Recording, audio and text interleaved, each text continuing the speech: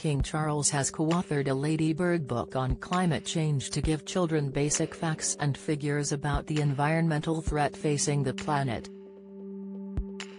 It comes after Charles met his co-author, Natural England chair Tony Juniper, when he hosted a reception for environment ministers from across the globe.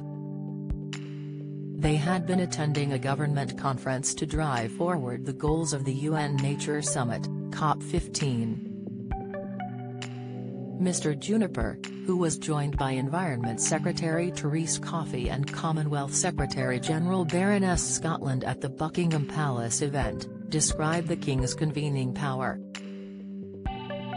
He said, "I think he is recognized as a distinguished leader on some of the most pressing subjects facing humanity, and the fact of him being here today really underlines the importance of the subject matter and, I hope, will galvanize everyone to want to do even more in finding solutions." King Charles is a lifelong champion of the environment who has written a number of books on the subject. Kate's proud mama moment sparks frenzy as she lights up seeing George and Charlotte. Kate, the Princess of Wales, sparked a wave of support after resurfaced footage showed the royal caught in a proud mama moment over Prince George and Princess Charlotte. Video from Princess Eugenie's wedding shows Kate beaming as soon as she lays her eyes on her eldest son and daughter.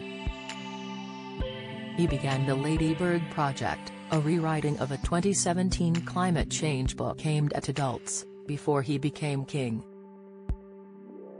Mr. Juniper said of the King's reasons for writing the book, "I think has been struck by the level of energy and passion shown by young people on these subjects, and was keen to put something into their hands which was about those basic facts and figures, basic ideas, but also with his personal message in there." The King is the lead author of the Ladybird Book of Climate Change, written with climate scientist Dr. Emily Schuckberg and Mr. Juniper, who has known Charles for more than 20 years. And afterward has been penned by the monarch. Mr. Juniper said of Charles' message at the end of the book, due to be published next month, "It's about the importance of the subject matter. It's about the importance of young people being empowered." Read about Harry and Meghan featuring in South Park. It's about the great sweep of history and facts and how we've come to see the world through a certain set of assumptions and how we need to change those. He added the book was updated and rewritten from the earlier version for adults which had been penned by the three authors of the new children's book. Mr. Juniper said it aims to make the subject of climate change accessible for 7 to 11-year-olds, trying to bring the facts to the fingertips of the people who've got most to gain by finding solutions in time, namely the young people. Among the guests at the Buckingham Palace event were business executives and Indigenous leaders from across the globe, with one placing a necklace made from seeds, symbolic of an alliance between the King and Indigenous people, around the Charles' neck. Domingo Pease, an Amazonian Indigenous leader, bestowed the gift on the British monarch and said afterwards, "We want the King to be an intermediary for our people with the other countries. We want to give him an Amazonian crown to solidify the King's alliance in solidarity with Indigenous people."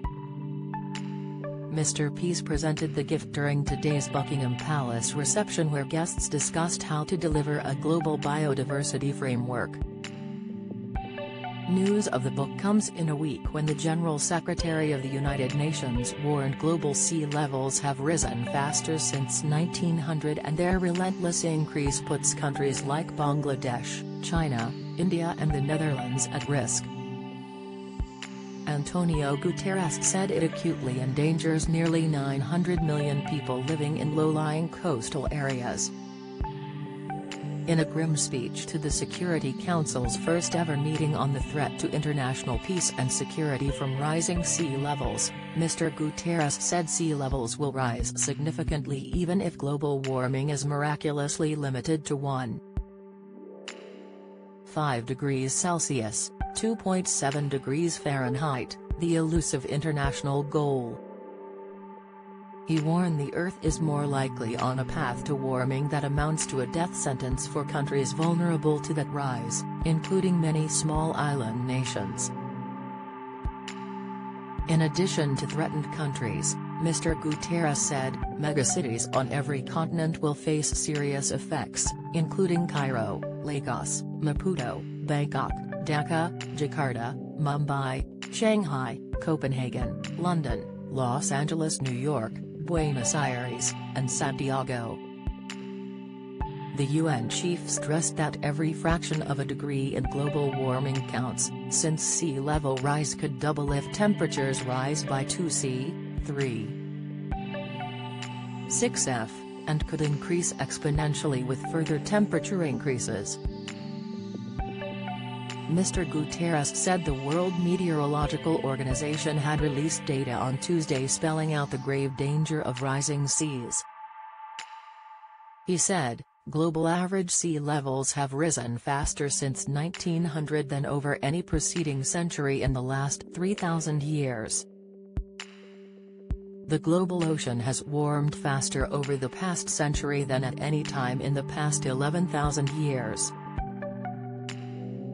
According to the data cited by Guterres, the global mean sea level will rise by about 2 to 3 meters, about 6.5 to 9.8 feet, over the next 2,000 years if warming is limited to 1.5°C. With a 2°C increase, seas could rise up to 6 meters, 19.7 feet. And with a 5°C increase, seas could rise up to 22 meters, 72 feet, according to the WMO.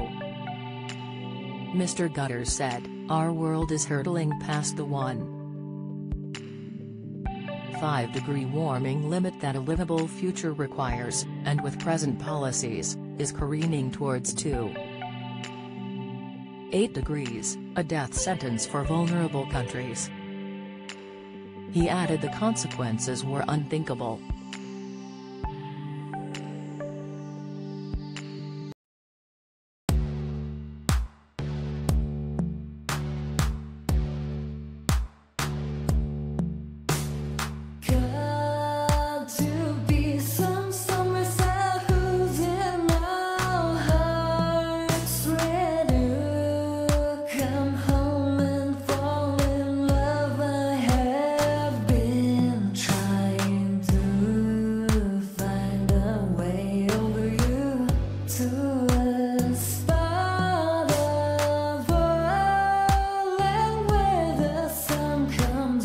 From